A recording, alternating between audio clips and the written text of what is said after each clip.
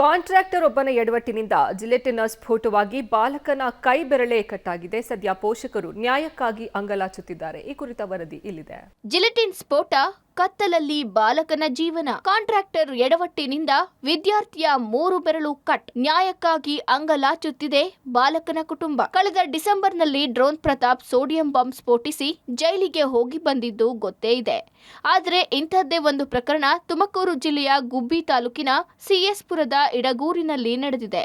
ಕಳೆದ October 9ರಂದು Idagur high school ಬಳಿ gelatine ಸ್ಫೋಟಗೊಂಡು 10ನೇ ತರಗತಿ ವಿದ್ಯಾರ್ಥಿ ಮೋನಿಶ್ ಗೌಡ ಗಾಯಗೊಂಡಿದ್ದ. ಸ್ಫೋಟದ ತೀವ್ರತೆಗೆ ಮೋನಿಶ್ ಗೌಡನ ಬಲಗೈನ 3 ಬೆರಳುಗಳು ಕಟ್ಟಾಗಿದೆ. ಶಾಲೆಯ ಕಾಂಪೌಂಡ್ ನಿರ್ಮಾಣ ಮಾಡಲು ಗುತ್ತಿಗೆ ತೆಗೆದುಕೊಂಡ ಕ್ಲಾಸ್ 1 ಗುತ್ತಿಗೆದಾರ ರಾಜಶೇಖರ ಮತ್ತು ಮಗ ಸುಶಾಂತ್ ಅವರ ನಿರ್ಲಕ್ಷ್ಯದಿಂದ ಈ ಸ್ಫೋಟ ಸಂಭವಿಸಿದೆ. ಕಾಂಪೌಂಡ್ ನಿರ್ಮಾಣದ ಸೈಜುಗಲ್ಲುಗಾಗಿ ಬಂಡೆ ಸ್ಫೋಟ ಮಾಡುವ ಉದ್ದೇಶದಿಂದ ಜಿಲೆಟಿನ್ ಶೇಖರಣೆ ಮಾಡಲಾಗಿತ್ತು. ಆಟದ ವಸ್ತು ಎಂದು ತಿಳಿದ ವಿದ್ಯಾರ್ಥಿ ಮೋನಿಶ್ ಗೌಡ ಜಿಲೆಟಿನ್ ಕೈಗೆತ್ತಿಕೊಂಡ ಪರಿಣಾಮ ಸ್ಫೋಟಗೊಂಡಿತ್ತು.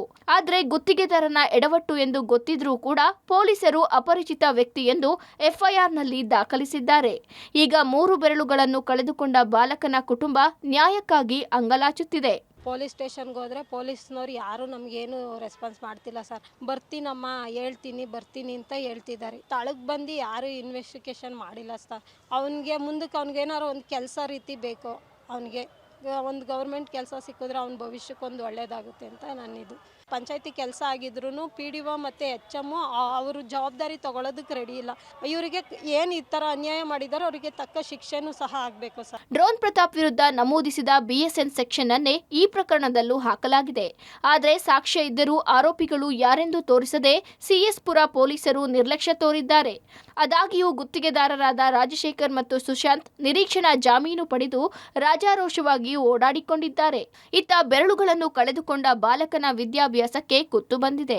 ಬರೆಯಲು ಆಗುತ್ತಿಲ್ಲ, ಶಾಶ್ವತವಾಗಿ ವಿಕಲಚೇತನನಾಗಿದ್ದಾನೆ. ನಾವು ಕ್ಲಾಸಿಗೆ ಹೋಗ್ತಿದ್ದೋ, ಅಲ್ಲಿ ಒಂದು ಕಲ್ಲಿನ ಗುಡ್ಡೆಗಳು, ಆ ಕಲ್ಲಿನ ಗುಡ್ಡೆಯಲ್ಲಿ ಜಿಲೆಟಿನ್ ಇದ್ದೋ ನಮ್ಗೆ ಗೊತ್ತಿರಲಿಲ್ಲ. ರೋಡಲ್ಲಿ ಒಂದು ಬಿದ್ದಿತ್ತು ಸೈಡಲ್ಲಿ, ರೋಡಲ್ಲಿ ಹೋಗೋ ದಾರಿಲೇ ಎತ್ಕೊಂಡು ಕ್ಲಾಸ್ ರೂಮ್ ಹತ್ರ ಹೋಗ್ತಿದ್ದಂಗೆ ಬ್ಲಾಸ್ಟ್ ಆಗ್ಬಿಡ್ತು. ಬ್ಲಾಸ್ಟ್ ಆದಮೇಲೆ ನಾನು ಕೈ ನೋಡ್ಕೊಂಡಿರಲಿಲ್ಲ, ಸೌಂಡಿಗೆ ಕಿವಿ ಕೇಳಿಸ್ತಿರ್ಲಿಲ್ಲ. ಒಟ್ನಲ್ಲಿ ಘಟನೆಗೆ ಕಾರಣರಾದ ಗುತ್ತಿಗೆದಾರರಿಗೆ ಶಿಕ್ಷೆಯಾಗಬೇಕು. ಬಾಲಕನಿಗೆ ವಿಕಲಚೇತನ ಸರ್ಟಿಫಿಕೇಟ್ ಕೊಡಬೇಕು ಹಾಗೂ ಸರ್ಕಾರಿ ನೌಕರಿ ಒದಗಿಸಬೇಕು ಎಂದು ಬಾಲಕನ ಕುಟುಂಬ ಆಗ್ರಹಿಸಿದೆ. ಇದರ ಜೊತೆಗೆ ಗುತ್ತಿಗೆದಾರರ ನಿರ್ಲಕ್ಷ್ಯದ ಸಾಕ್ಷ್ಯ ಇದ್ರೂ ಅವರನ್ನ ಬಚಾವ್ ಮಾಡಿದ ಪೊಲೀಸರ ವಿರುದ್ಧವೂ ಕ್ರಮ ಆಗಬೇಕೆಂದು ಬಾಲಕನ ಕುಟುಂಬ ಒತ್ತಾಯಿಸಿದೆ. Manjunath Talamakki, public TV, Tumakuru.